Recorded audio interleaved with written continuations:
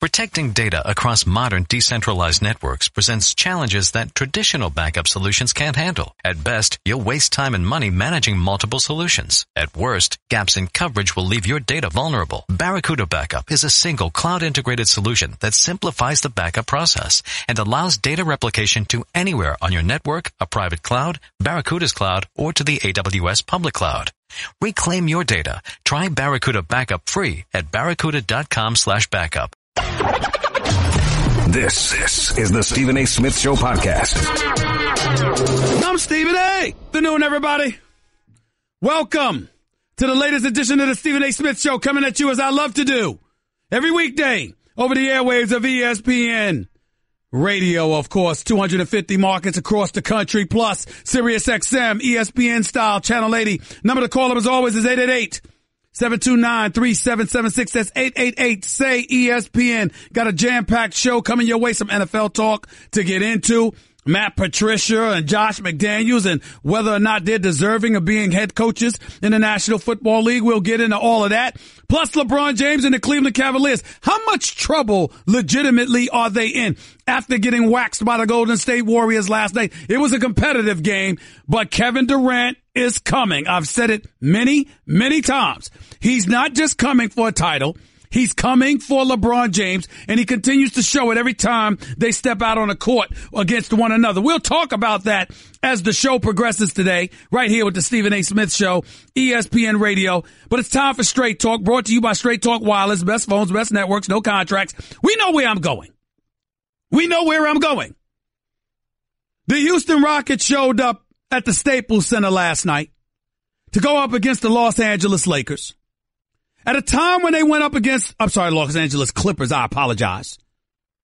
CP3, his first game at the Staples Center against the Clippers since he was traded.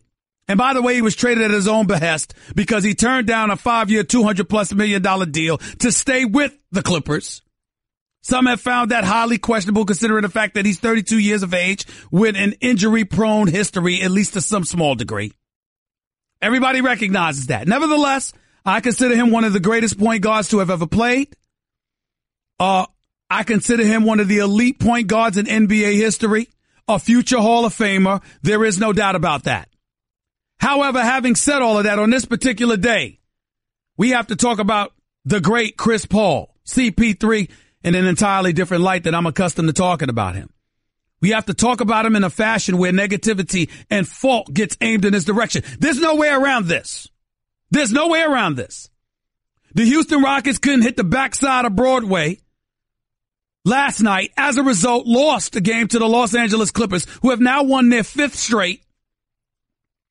And in the throes of losing, Blake Griffin gets into a heated discussion with CP3. Ultimately, that was in the first half. In the second half, he drives to the basket, shoves CP3 aside, little elbow there, here and there. Ultimately ends up going to the sideline, elbows or runs into Mike D'Antoni, according to Mike D'Antoni. As a result, you saw D'Antoni spew an expletive in Blake Griffin's direction. CP3 comes out of nowhere. He makes sure to get into Blake Griffin's face. They have to be separated. Fair enough. Few plays later, Trevor Ariza is on the court. Next thing you know, he's looking to the sidelines. Blake Griffin's getting ready to fall out of bounds, slams the ball into the back of Eric Gordon. Should have thrown the ball lower, but that's neither here nor there because he didn't hit him in the head. But ultimately, Trevor Ariza is seen talking to somebody. Turns out it's Austin Rivers, who's in street clothes because he's been injured. Austin Rivers is joined back and forth with Trevor Ariza. Trevor Ariza ultimately has to be restrained from talking to Austin Rivers. Clippers win the game. Teams go to their respective locker rooms. One would think it's over from there. Turns out it wasn't. What happens? Now, this ain't just a radio host. This is the insider talking to you. This is what I'm told happened. And by the way, Adrian Wojnarowski for ESPN reported this. He was on television last night doing a tremendous job. He always does from an informational standpoint, educating us about what transpired. But I made sure to make calls of my own to find out what the hell happened. And I did. The Clippers are in the locker room.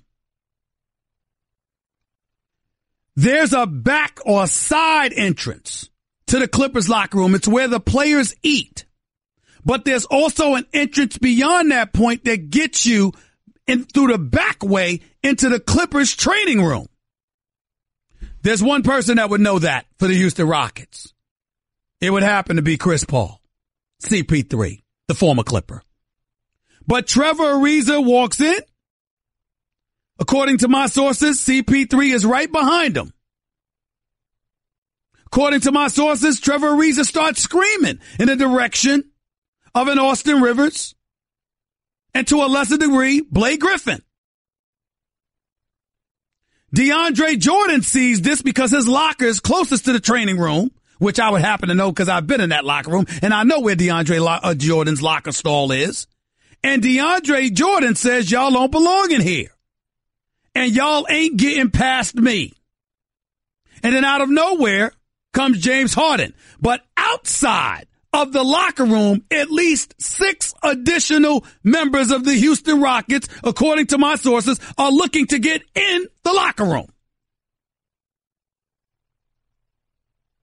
Here's the crux of it all. The leader, the point guard extraordinaire, the future Hall of Famer, the role model, the upstanding citizen, and the president of the NBA Players Association, which happens to be CP3. According to the Clippers, my sources with the Clippers and my sources that were in the locker room, CP3 did absolutely positively nothing to stop anybody. And ultimately, Patrick Beverley, the rough rider that he is, you know anything about Patrick Beverley, that's how he rolls. He's going to roll with his teammates no matter what. Patrick Beverley came up behind DeAndre Jordan and started yelling in the direction of his former teammates, Ariza and all of those boys, because he wasn't having them come in the locker room trying to start something physically. Clearly, the NBA will conduct an investigation. It is entirely plausible that suspensions may come down, if not at least fines. And the person that I'm looking at is CP3. Now, let me say this. I did a final take today on First Take on ESPN. And all I'm going to say to you is what I said on Final Take. I had to read it a little fast because we were running out of time. But it's apropos in terms of what I have to say about CP3. I could not have put it any better than I put it on my Final Take on First Take today. I want y'all to listen to it. It's time to stop playing games and just be honest. When it comes to the behavioral issues in the world of sports, this is the Colin Kaepernick era. This is the era where the microscope has been intensified, where mistakes have been magnified, where simple apologies are shoved aside and brands are tarnished indefinitely, especially if you're the black athlete. LeBron James may be the shining example of an athlete that actually appears to have gotten that reality throughout his career, but he isn't the only one. There's this miniature dynamo named Chris Paul, a.k.a. CP3, who's been pretty pristine himself. A spectacular point guard, a future Hall of Famer, philanthropic at his core, not to mention a great pedigree due to a fantastic parent and a phenomenally supportive sibling as his right-hand man. Paul, known as well for his poise and professionalism, also happens to be the president of the National Basketball Players Association, which is what makes his reported actions following Monday night's game at the Staples Center that much more inexcusable. To be clear, reports have inundated the news that CP3, the former Clipper, who turned down 5 years, $200 million plus to avoid playing for Doc Rivers with Austin Rivers and Blake Griffin, is seen spewing expletives at Griffin, getting in his face, then tried to sneak into a back entrance in his former team's locker room with other members of the Houston Rockets to get at both Griffin and Rivers. If this is true, and please don't doubt that CP3 possesses his own interpretation of things, how on earth does this look? Not just for his brand, not just to the NBA, which will conduct its own investigation, no doubt, but also for the black athlete, a group CP3 prides himself in caring so very much for. In this age of Kaepernick, we all know what's happened to the black athlete. They've been labeled ungrateful, prima donnas, hell-bent on bucking the status quo, disruptive, etc., etc. That Kaepernick was right, having had his real cause hijacked, is irrelevant to folks anymore. They've adopted their own belief. Just ask the NFL about their ratings, and you'll get the picture. Few know this better than CP3. Few comprehend its significance and works more tirelessly to debunk such idiocy and stigmas. Except it appears he didn't last night, purportedly with some of his teammates, on a day we're celebrating Dr. Martin Luther King, no less. That simply can't happen, y'all. That simply can't happen. No, it cannot happen. On the day that we're celebrating Dr. Martin Luther King, arguably the greatest civil rights leader ever known, who preached nonviolence, an abundance of athletes, all of which were primarily black, were tempted or appeared willing to engage in violence. And one of the people in the middle of it all, it is one of the most upstanding professional athletes we will ever encounter, who cares about his image, who cares about family, who cares about his reputation, and who happens to be the president of the Players Association. We'll find out more in the hours and days and weeks and months ahead. But one thing is clear. Regardless of what level of affection or lack thereof Chris Paul may have had for Austin Rivers, for Blake Griffin, for Doc Rivers,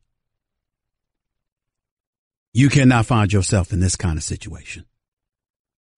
It just looks bad. And I'm going to say it again. It's the Colin Kaepernick era. Fair or not, because of an issue that has been hijacked, you have folks out there looking at the modern day black athlete, viewing them as unappreciative, ungrateful, and too willing to buck the system instead of going out there and performing. And they're looking for an excuse to turn against you, which the NFL and its troubles have shown. It may not be fair. I damn sure don't think it is, nor do I think it's right. But it's reality. And forgive me if I expected one of the most intelligent and upstanding athletes I've ever encountered, named Chris Paul, to get that better than anybody. He does. He just lost his way last night. If, indeed, these reports are true, and I'm being told it's true. Hello, I'd like to deposit this to checking. Fate is a fickle master. What? The future is uncertain. Okay, and what's my account balance? The horizon is cloudy. I see a long, treacherous voyage filled with great peril. Look, can I just get a deposit slip or something? A Fortune bank teller. Surprising. What's not surprising? How much you could save by switching to Geico. I see a yellow-eyed serpent and a low APR. Geico. 15 minutes could save you 15% or more. You're listening to the Stephen A. Smith Show podcast. Let me be very, very clear about who I am and what I'm about when it comes to issues like this. I'm not trying to get on CP3. I got love for CP3. He's a good man. He's a great player, and he's a future Hall of Famer. I've had the pleasure of meeting his parents on many occasions, speaking to his brother on many occasions, not just him, some of the best people I know. That's not what this is about. This is about reminding them and all of these athletes out here, especially the black athlete, times are different. Times are different. We don't like it. Listen, let me be very, very clear. And I'm not trying to make this some Colin Kaepernick discussion. All right? So I'm not going to entertain that. I'm just speaking factually. The Colin Kaepernick issue was hijacked. Colin Kaepernick was not disrespecting the flag. Colin Kaepernick was talking about racial oppression, police brutality, inequality, and to a lesser degree, an absence of civil rights. That was what his focus and his message was. The president of the United States of America, Donald Trump, successfully hijacked the issue and turned it into something else. And as a result, look at what has happened to the NFL and its ratings. Look at how much money, arguably, it has cost the National Football League. And by the way, there were no players protesting the NFL. NFL didn't have anything to do with the protest. These players weren't protesting the NFL. They used the NFL platform to bring attention to a bigger issue at the expense of billionaires whose hands they have extended to get money from. That's a fact. I'm not saying they were wrong. I'm not judging anybody. I'm telling you fact. The NFL players, unless you were protesting the owners, understand that the owners think differently than you. If they're white billionaires or Pakistani, their issues may be different than African Americans throughout the United States of America. That's just a fact. So their view is different. Their vantage point is different. And as a result, because of what happened with Colin Kaepernick, you think white folks and other folks out there in the world that had a problem with Kaepernick's position are just looking at NFL players? No, they're not. They're looking at him as a black man, complaining about folks who are not black. They have personalized it and as a result have turned their ire towards you if you are acting in a fashion that they deem unnecessary, unwarranted, or offensive. That is a fact. That is a fact. And so because of that, knowing that, everything that you do, you have to take that into account before you act. So if you're LeBron James and you speak up about MLK and you use that as an opportunity to address the president and his divisive tendencies, I understand. You use that and you want to bring attention to the issue of inequality, of unemployment, of immigration, or whatever the case may be. I understand that. Tell me what last night's incident at the Staples Center involved visiting players trying to get into the home team's locker room to get physically at a couple of players on a home team. What does that have to do with the kind of issues we're talking about here? Absolutely nothing, except with this one respect. It's violence. On Martin Luther King Jr. holiday. How do you think naysayers and critics looking for an excuse to get at you are going to react to that fodder you handed to them on a silver platter?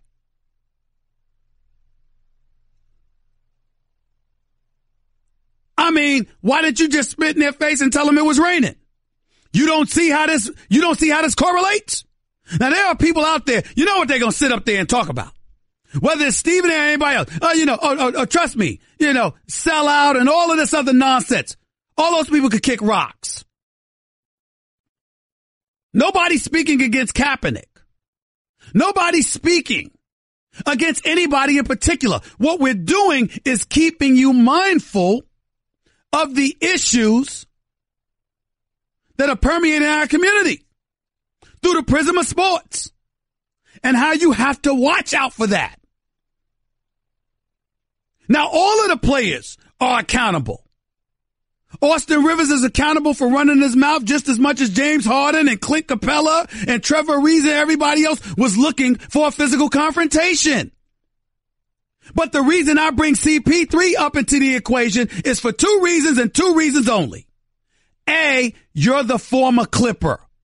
These are your new teammates. Don't tell me that your relationship or lack thereof with Austin Rivers, with Blake Griffin, didn't have something to do with their willingness to rally and be supportive of you against the Clippers. Nonsense. We all know that had something to do with it. And number two, and more importantly, you're the president of the Players Association. You're a leader. You're not just a leader on a basketball court. You're not just a leader because of your greatness and your future Hall of Fame stature. You're not just a leader because of the guidance and the counsel you provide to some of these youngsters on a come up. You're not just a leader because you're going to be one of the highest paid players and you're a star in the NBA. You're actually officially via a title, a leader in the NBA because you're a leader of the Players Association. When the NBA wanted to negotiate a multi-billion-dollar deal, you were sitting across the table from the owners. Michelle Roberts can't approve a deal without your approval. You're the leader.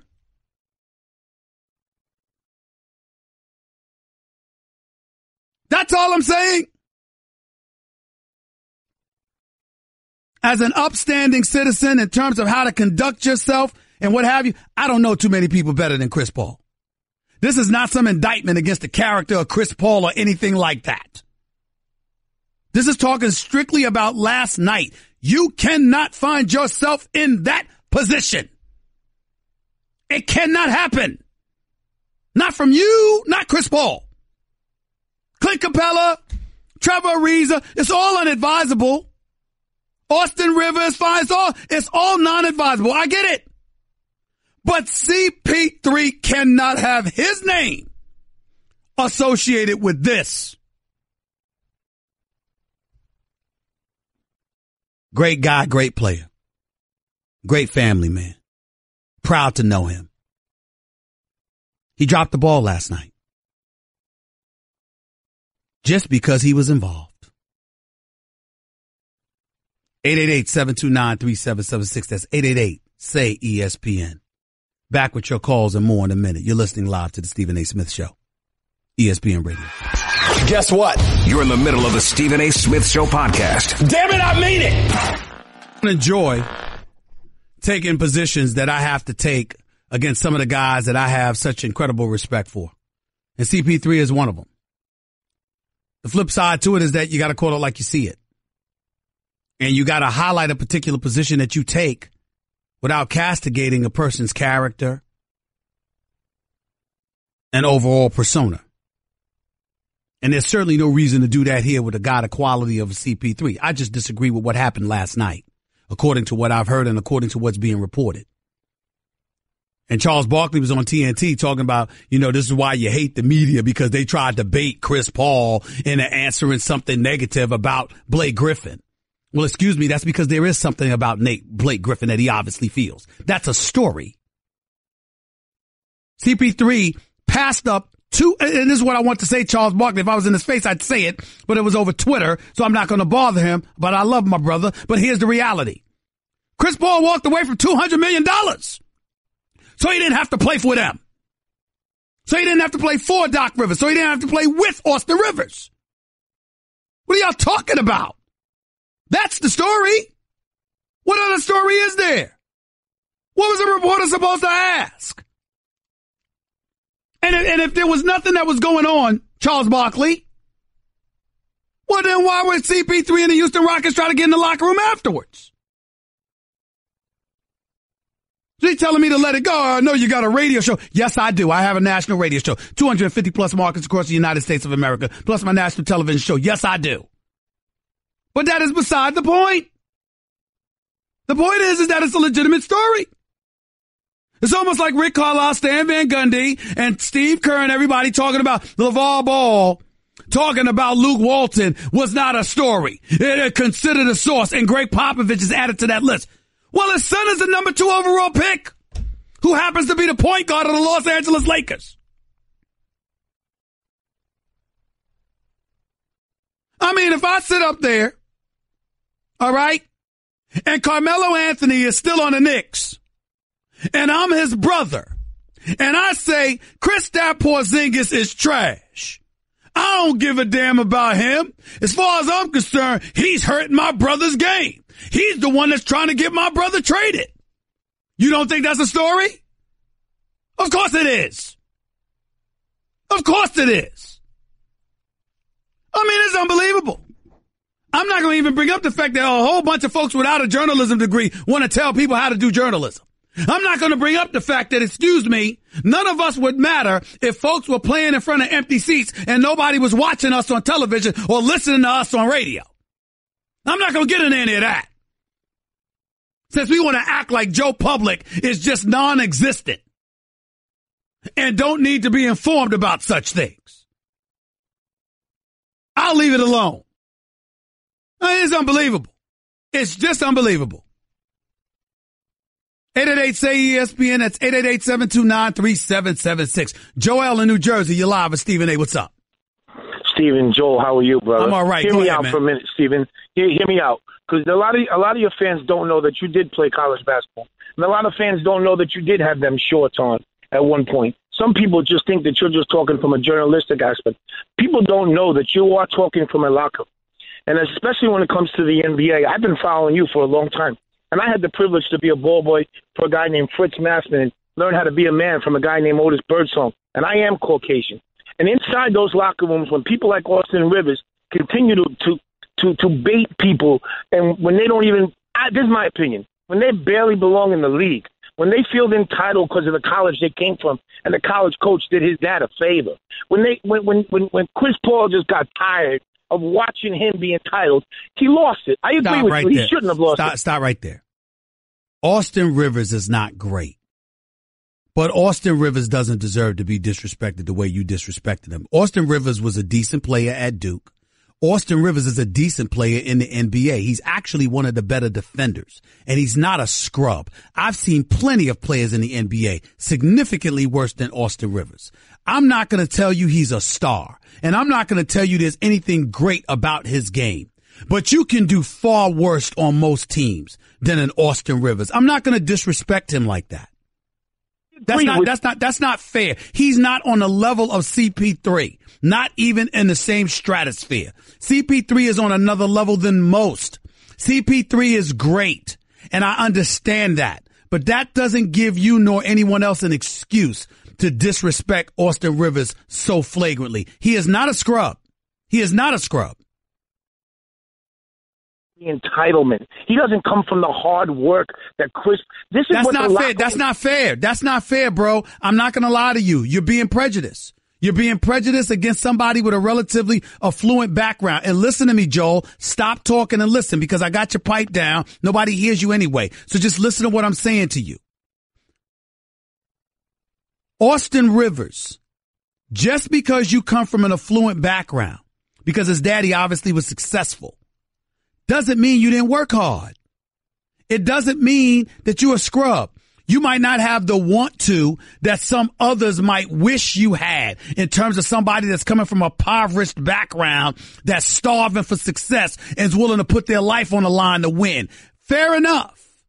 But I got news for you. Austin Rivers, by all accounts, actually does work hard. And again, you could disagree with him chirping on the sideline. All of that's true. But there's nothing about Austin Rivers' personality that he did because he's playing for his dad. Austin Rivers was that guy at Duke. Austin Rivers was that guy when he got drafted by New Orleans.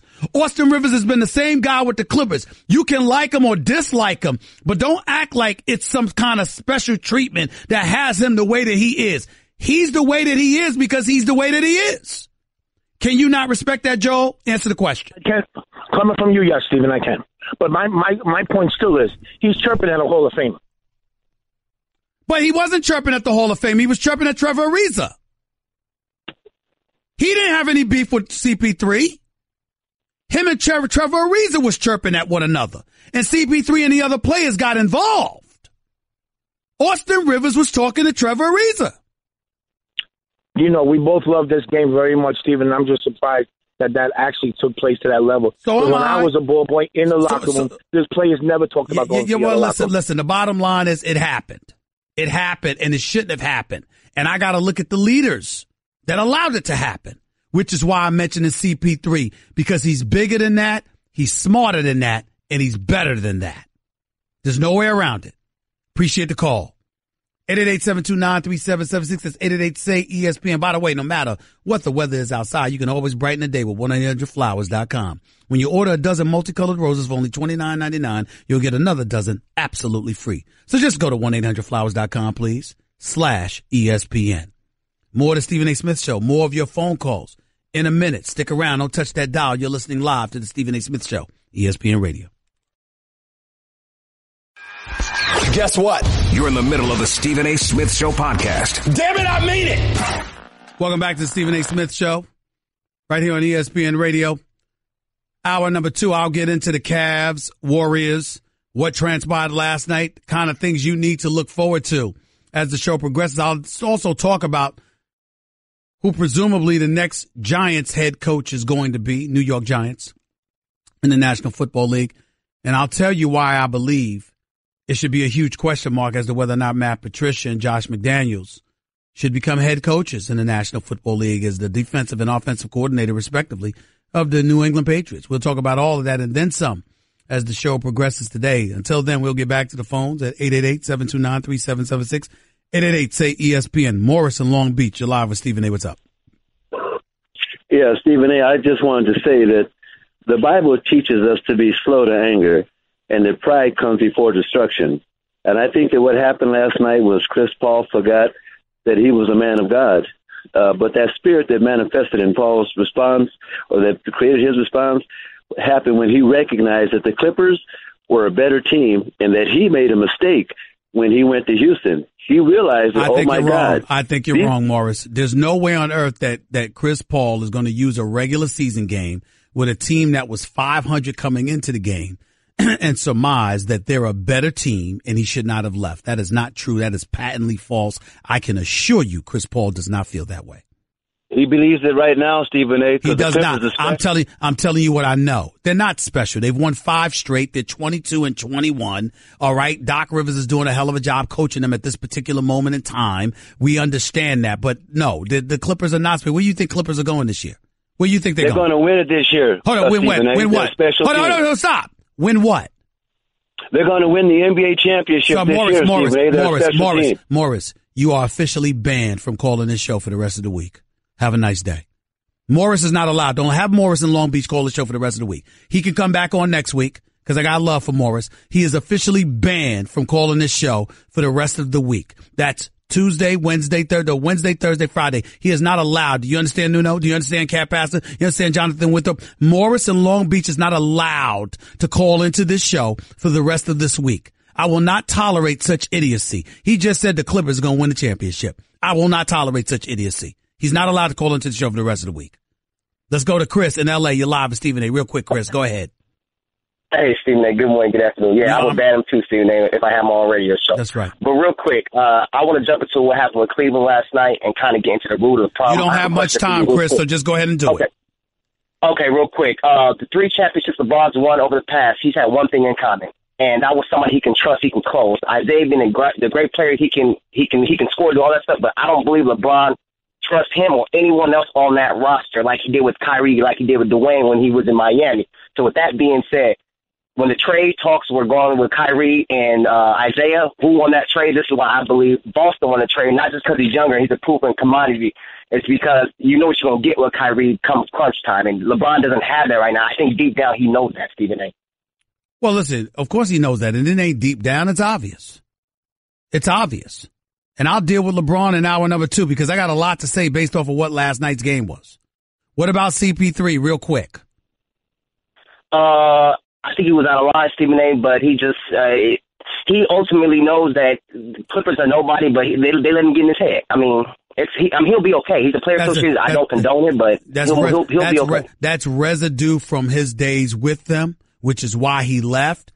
But you can't be the president of the Players Association and find yourself involved in that situation. You agree with me on that, right?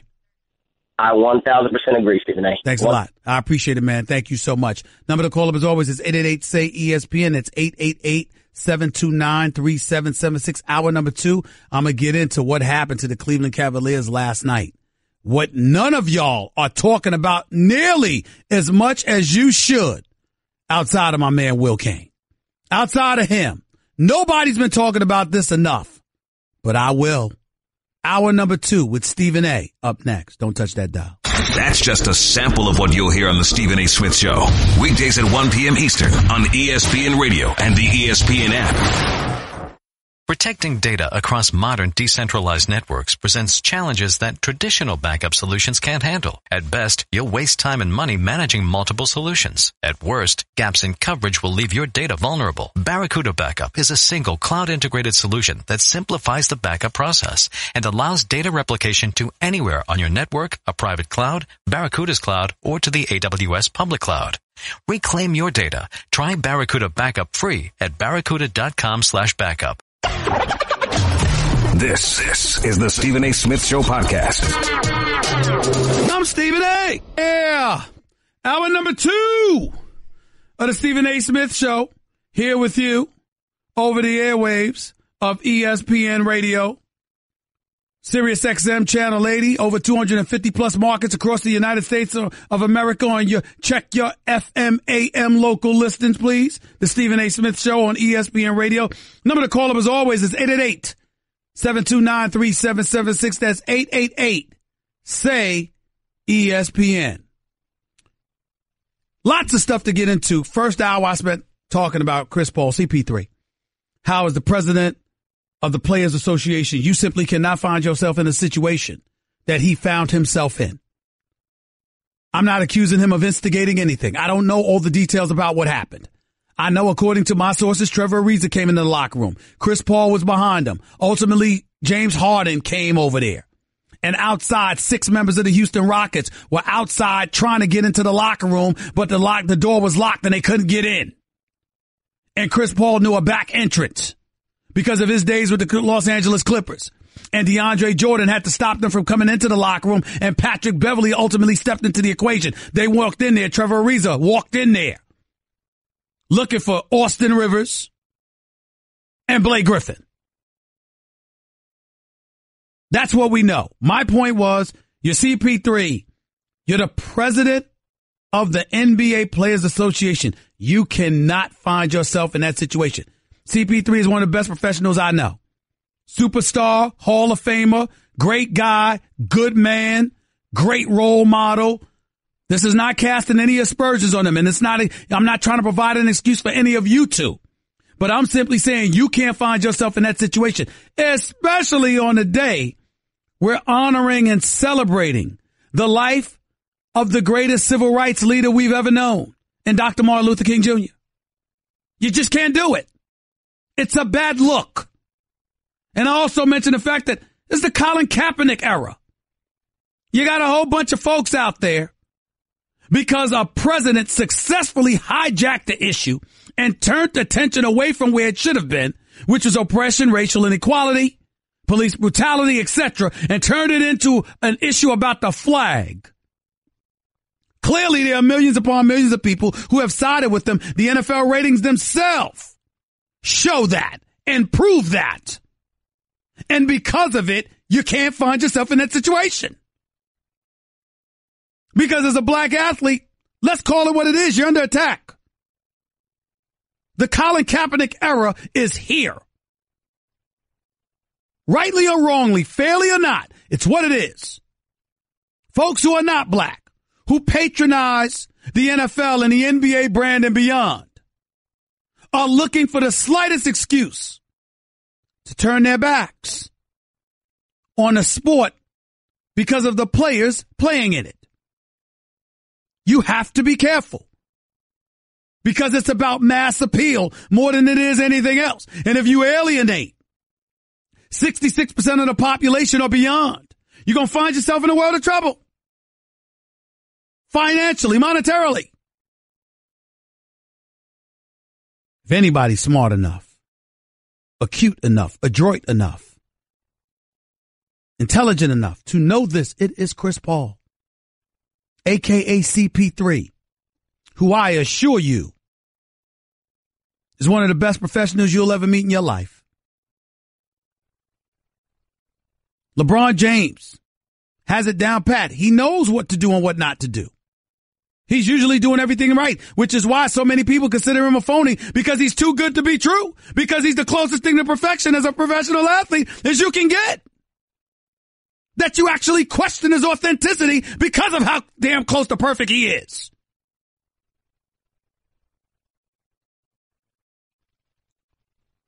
Bad day for CP3.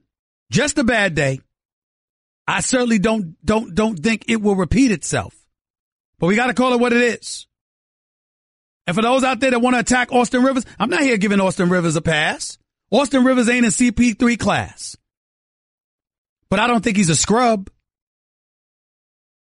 And I don't think that he's somebody born with a silver spoon in his mouth that wouldn't be in the NBA if it was not for his daddy. There's a few teams Austin Rivers could play on. He's not a scrub. And here is one way I will absolutely positively come to the defense of Austin Rivers all day, every day. He's always been the way he is. Whether you like him or dislike him, he's consistent. Austin Rivers is not a phony. He's a lot of things. He's not a phony. He is who he is, and he's unapologetic to it. I mean, hell, it causes daddy headaches sometimes because he is the way that he is. Whatever that may be. He don't care. He's real. Give him credit for that. And he's not a scrub. And him talking on the sidelines, that's fine. He was dressed in a suit. He didn't go into anybody's locker room trying to start a fight. And thank God DeAndre Jordan was there to stop all of that stuff from escalating, according to my sources. It's not a good look. It just isn't. CP3, the only reason I'm holding him accountable for is two reasons. Number one, it's clearly residue from his days with the Clippers because he didn't have the greatest relationship with Austin Rivers and Blake Griffin nor Doc Rivers in the end. And now that's come to light. The other reason I'm holding him accountable is because of his stature and his position. You are the president of the Players Association. You cannot find yourself in that position. 888-729-3776 says 888-SAY-ESPN. The other thing I want to get into was last night and the Golden State Warriors beating the Cleveland Cavaliers 118-108. LeBron James and Kevin Durant had 32. Klay Thompson chipped in with about, I forgot how much he scored. I know Steph Curry had 23. All three of them shot better than 53% from the field. And see, this is the difference. Golden State has marksmen. They can shoot, plus they make free throws. LeBron James goes 8 for 13 for the free throw line. Kevin Durant hits all 10 of his free throws. Kevin Durant's a career 88% shooter for the free throw line. This dude's a marksman, man. Golden State plays together. They play unselfishly. They get their bench players involved. Cleveland doesn't do such things, which is why my sources tell me Tristan Thompson and other role players went upstairs to talk to Cleveland Cavaliers brass about how things need to change. Isaiah Thomas still working off rust. And Kyrie Irving is missed. My God, do they miss him? They can front all they want to. They miss that brother. Kyrie's special. And he's showing it in Boston. And I'm here to tell you something right now. I'm having serious concerns as to whether or not Cleveland's going to even come out of the East. They're still my favorites, but I'm concerned. Here's the other thing you all should be concerned about, unless you like it. Ladies and gentlemen, it's time to ask ourselves this question. Forget Kevin Durant's coming, because I know he's coming. And I'll ask my producer this, Nuno looking at him right now, Nuno and Kat and John. Has the Kevin Durant era officially arrived? Because I got news for you. Kevin Durant, I don't know if anybody has noticed. He's been giving it to LeBron. NBA Finals, when LeBron averaged a triple-double, Kevin Durant averaged 35. 35 and 8. On better than 53%, better than 55% shooting. Ladies and gentlemen, he's averaging over 30 every time he goes up against LeBron, and it's always better than 50% shooting. This brother is on another level. He's not playing. This is not some dude that's flowing with the rest of the team and, oh, you know what? Let me shoot this open jump shot here and there. No, he's pulling up for threes in LeBron's face. LeBron goes to the hole in the layup. Kevin Durant comes back and slams a tomahawk dunk. LeBron hits a J. Kevin Durant comes in his face, hits a three. LeBron James drops to the hole. Kevin Durant comes down. He drops to the hole. He is coming for LeBron James. Period. He's not playing. He's not playing. And somewhere along the way, Cleveland's going to have to figure out a way to do something about it. Because I got news for you.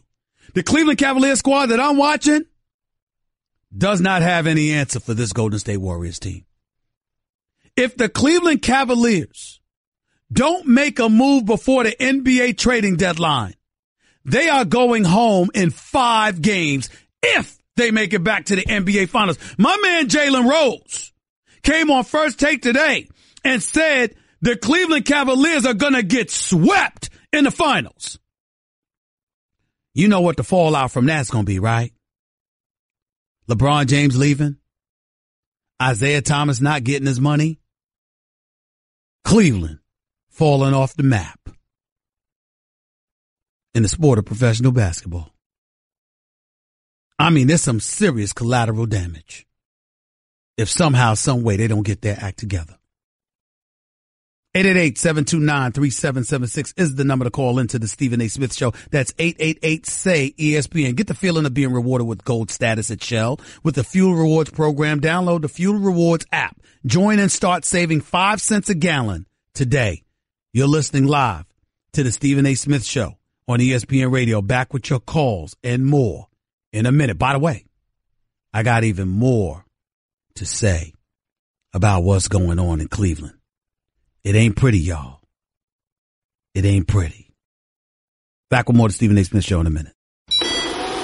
I'm a robot vacuum cleaner, so yeah, I got one gig. I suck up dirt, so pardon my inferiority complex about Geico, who does so much more. Like, not only could they save their customers money on car insurance, but they got fast and friendly claim service too, and an award-winning mobile app.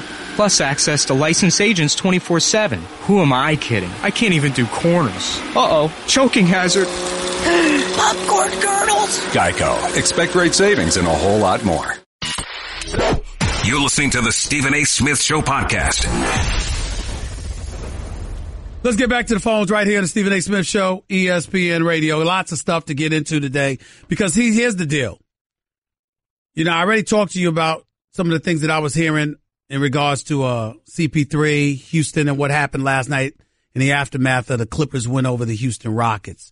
Without James Harden, by the way. He did not play last night. The other thing that's important to point to is what I'm hearing is emanating out of Cleveland. First of all, if you listen to folks close to LeBron, not only did LeBron not want Kyrie Irving traded, he said so. He told Dan Gilbert, according to my sources, he wants to go to war with the horses they have.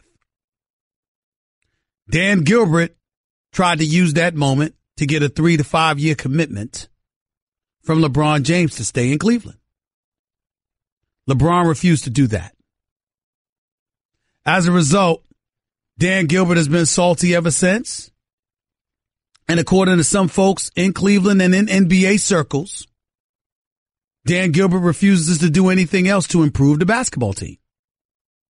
Kobe Altman, a good man, young at his job, has been put in an untenable situation. He's in his first year as a general manager for the Cleveland Cavaliers, succeeding David Griffin, who, by the way, should have never been let go. Even though he was looking for a better opportunity, it wasn't a better opportunity somewhere else. He just wanted more money. And Dan Gilbert didn't want to give him that. As a result, he let go of David Griffin damn near a week before the draft, if I remember correctly. And because of it, it put him in an untenable position of having a novice.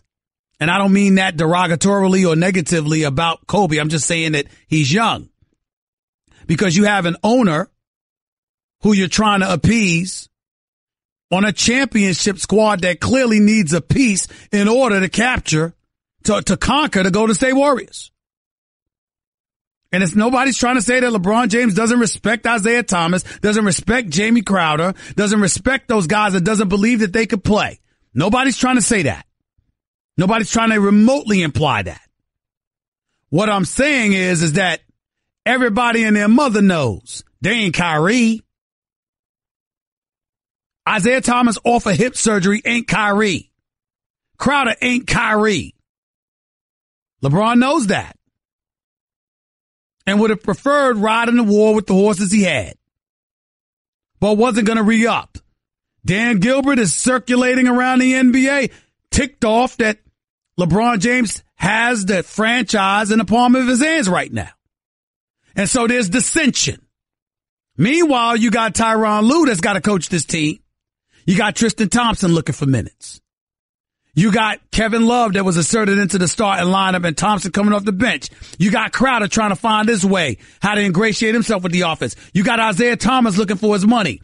You've got LeBron James undecided as to whether to stay or go. You got Dwayne Wade in the mix, which compromises the continuity that LeBron and others had with J.R. Smith. It's obviously affected J.R. Smith's play because when's the last time he's been relevant? I mean, the list just goes on and on. So it doesn't seem to be all right. Now, it's just a 4-game losing streak. It's no big deal. Cleveland will make amends. They'll correct the ship. They'll be right. But we all know they're measured against whether or not they could beat Golden State.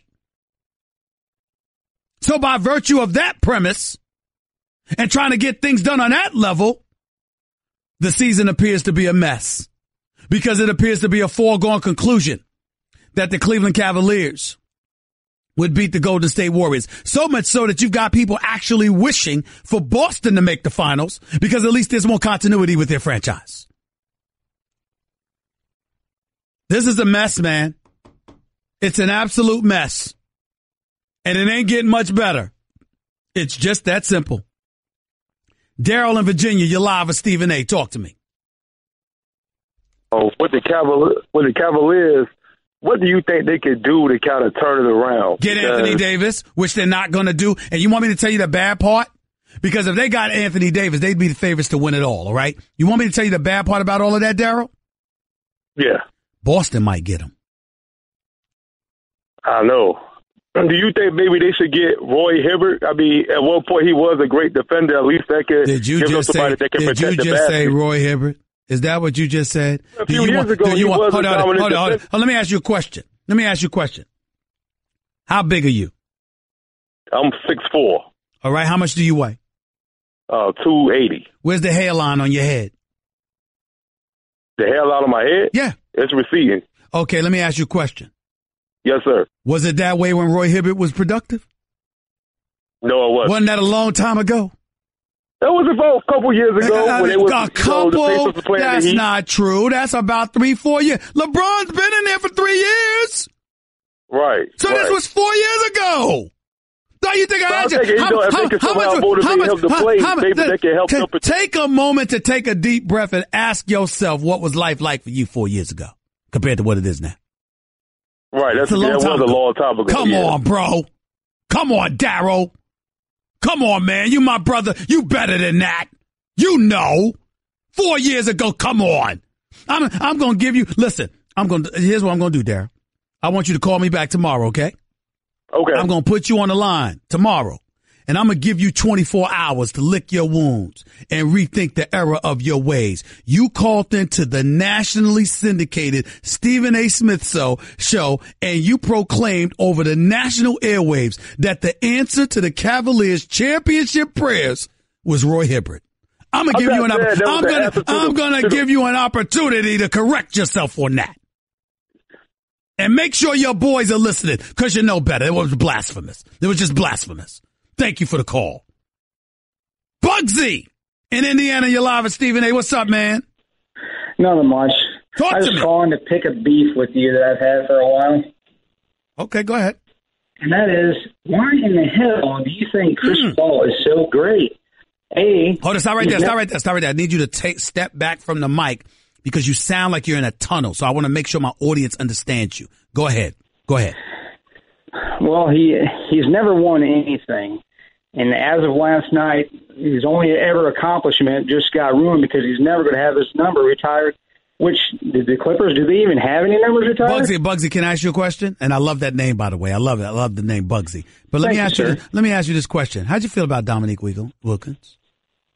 Dominique Wilkins? Well, his prime years were in Atlanta. Yeah, I'm saying, no, how did you feel about him? He was okay. All right. Well, let me ask you this. No. I'm asking the questions. It's the Stephen A. Smith show, okay? How'd you feel about Patrick Ewing? Is Chris Paul any better than No. I asked you a question. I need to answer my question. I'm not going to hang up on you. I'm asking you a question. How did you feel about Patrick Ewing? Patrick Ewing was garbage. He would be okay, that's it. All right, that's fair enough. All right, how did you feel about Karl Malone? Carmelo, same thing. All the garbage guys, garbage. Michael Jordan face, garbage. They're all old and busted. Hold on, no. What I'm saying to you is this: these are Hall of Fame players. You know, you understand that, right? Was Reggie Miller? How'd you feel about? Hold on, you right there in Indiana. How'd you feel about Reggie Miller? He could bang the three, but he's no Steph. Hold on, he's no Steph, but he could bang the three. You're talking about one of the greatest shooters in the history of the NBA, and because he wasn't the greatest, that don't make him anything. How you sound, Bugsy? Chris Paul's nothing. Well, what has he ever done? He ain't never done nothing. Can I ask you a question? Can you win a game by yourself? That's it. Can you win a game by yourself? Yeah. Look at LeBron against the Pistons. Goodbye. You sound ignorant. I tried to help you. You just finished saying you can win by yourself. You cannot. And essentially, you're going to give me the greatest ever, and you're going to say if somebody doesn't measure up to them, they're a bum. Patrick, you and a bum, that's just flat out ignorant. That's just flat out ignorant. Bugsy, get a chill pill. Get it together. 888-729-3776. That's 888. Say ESPN. More to Stephen A. Smith Show on ESPN Radio in a minute. Guess what? You're in the middle of the Stephen A. Smith Show podcast. Damn it, I mean it! This is Stephen A. Smith Show right here on ESPN Radio.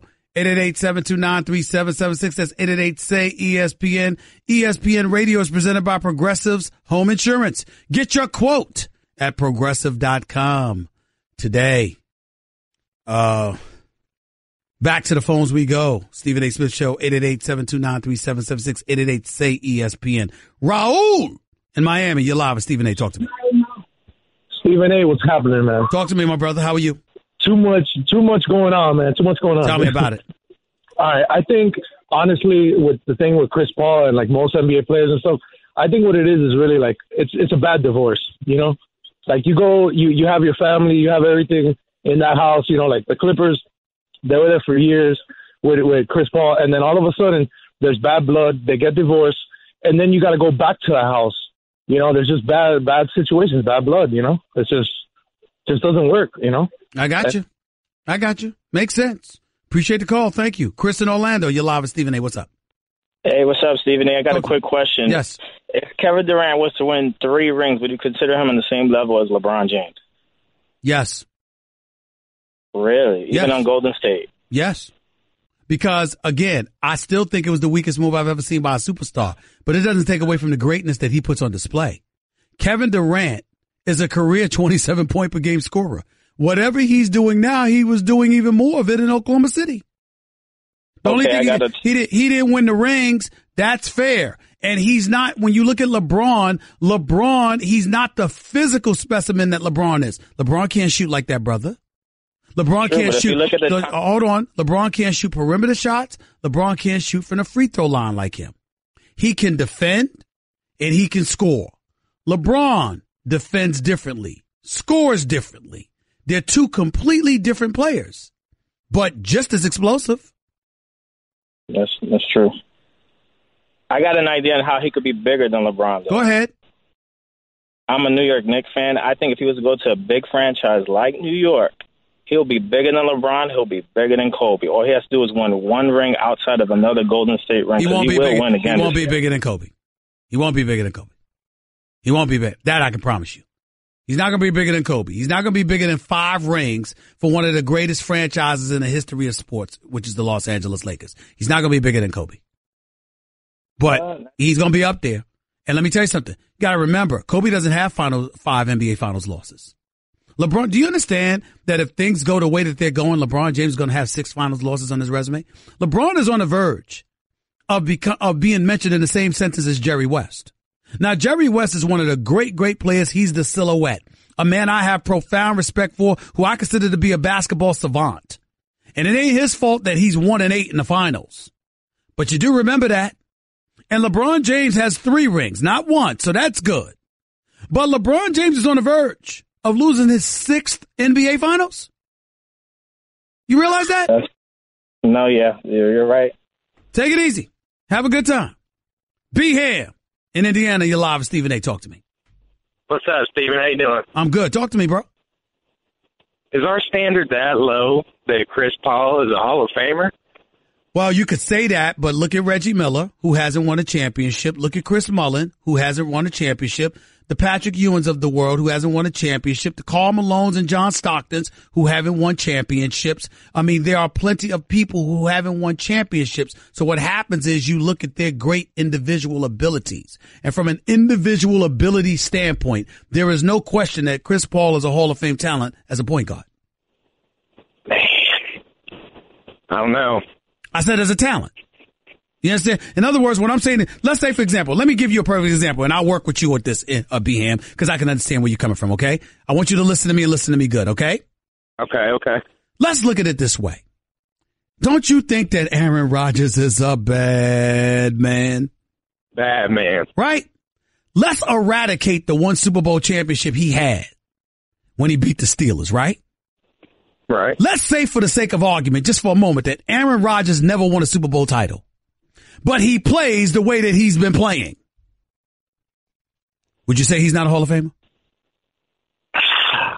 I just think the standard's a little lower in the NBA. That's why I was asking. I feel you on that, and that may very well be a legitimate point. I understand where you're coming from. But my problem, my point of contention with you is individual talent that the mind's eye can see cannot be ignored because as a team, you couldn't come together and win a championship. Right. And that's where CP3 comes in. You can't look at CP3 and tell me that if he was on Golden State, they couldn't win a championship. That if he was on San Antonio with Kawhi Leonard and the crew, they couldn't win a championship. If it was CP3 that was the point guard instead of Tony Parker when they beat Miami years ago, you don't think CP3 would have won a title? Oh, it's a wrap. You see what I'm saying? That's my point. You have to look at him and the individual skill set that he possesses and appreciate and respect it for what it is. CP3 is a Hall of Famer. He's a Hall of Fame talent. I respect that. All right? Appreciate the call, man. 888, say ESPN. That's 888-729-3776. Back with your calls to close out the show in a minute. You're listening live to Stephen A. on ESPN Radio. Guess what? You're in the middle of the Stephen A. Smith Show podcast. Damn it, I mean it! Welcome back to the Stephen A. Smith Show right here on ESPN Radio. ESPN Radio is presented by Progressive Insurance. Protecting your small business is a big deal. Cover what you've worked so hard for. Visit progressivecommercial.com. Larry Nassar. Remember him? Remember who that guy was? I say was because he should be past tense in literal sense as well as figuratively speaking, of course. This is a guy that pleaded guilty to molesting females with his hands at his Michigan State University office, his home. I mean, my producer's all over the place moving my copy around where I can't read it. Could y'all keep the copy in one place, please? I mean, this is bad. This is a gymnast coach from Michigan State who molested several females. And on Outside the Lines today, Bob Lee was talking. Who was the reporter he was talking to? John Barr, who was in the courtroom listening to victims and their parents speak about the nightmares this man has caused. Listen to this. Describe what you've seen this morning. I've been watching from a distance and I'm shaken. What's it like to be in that room?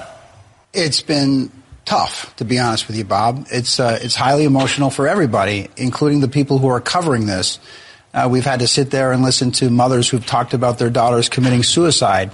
The first woman to speak today spoke about how she was abused as a 6-year-old girl in Larry Nassar's basement, molested in his basement, and who, when she later told her parents, the father didn't believe her, and when he finally did believe her, he died by suicide. The trail of human wreckage left by Larry Nassar may never be completely calculated. Wow. But there's more. Play that next sound for us, please. Oh, we don't have it. I apologize. Listen, here's the deal. The Michigan Attorney General's office is seeking 40 to 125 years in prison for Nassar, who's 54 years old. The maximum represents a year for each of the 125 girls and women who filed reports of abuse with campus police. He's already been sentenced to 60 years in federal prison for child pornography crimes. He'll be in jail for the rest of his life. I hope they throw him on that. Man, this is a Walt Disney production. I can't even tell you what I hope happens to that man, but y'all can get the idea. Think about the kind of things that happen in some jails to men who are child molesters. Think about that. Think about that. For the rest of his life, this man will be behind bars. And it ain't too many people that deserve it more than him. Back to the phones we go before we get on out of here. Let's go to Jordan in Washington. You're live with Stephen A. Go ahead, Jordan. All right, a couple of quick points and one question. First point, that guy was smoking something because Chris Paul is one of the last dying breeds of a quintessential point guard who actually supposed to do the point guard job. Number two, Philadelphia will lose if they play like that. Their offense plays the way they played. The defense won that game for them. But their offense played the way they played, they're not going to win on Sunday. And number three, Martin is my favorite show, too. I have to ask you, what is your favorite character on Martin? My favorite character on Martin? Yes, sir. I mean, who's the karate guy? The one he plays. The characters he plays. Yeah, I know that. I'm saying, who's the one that does the karate? Talking about hilarious. Dragonfly Jones. That's it. Dragonfly Jones. That's my favorite Martin character. Silence. It's on. Oh, it's hilarious. Appreciate the call, bro. Thank you so much. Mike in Denver, talk to me. You live with Stephen A. What's up, big boy? How you doing, man? Just two quick things. Yep. Chris Paul, that's a bad look for him last night. He know better than that. Mm-hmm. Like you say, president of the Players Association, you got to get that. Make sure that don't happen no more. And Kevin Durant is coming. You and Will have been touching on it, but I've been knowing it too, and there's other people that know it. He's doing everything he want to do with LeBron out there. I'm not gonna get it wrong. LeBron is, he's up there, the best player right now. But if Golden State knock him off again this year and he have another performance, I think we're going to have to move him over, Stephen A. What you think? I think so. No, well, listen, man, the way that, LeBron better get someplace where he start winning again because they ain't beating Golden State. Not unless they get somebody like Anthony Davis. They pull off some kind of blockbuster. It ain't going to happen. I'm telling you that right now. Will Kane will talk to y'all more about that. He'll be in several markets throughout the country. He won't be in New York because my man Michael K.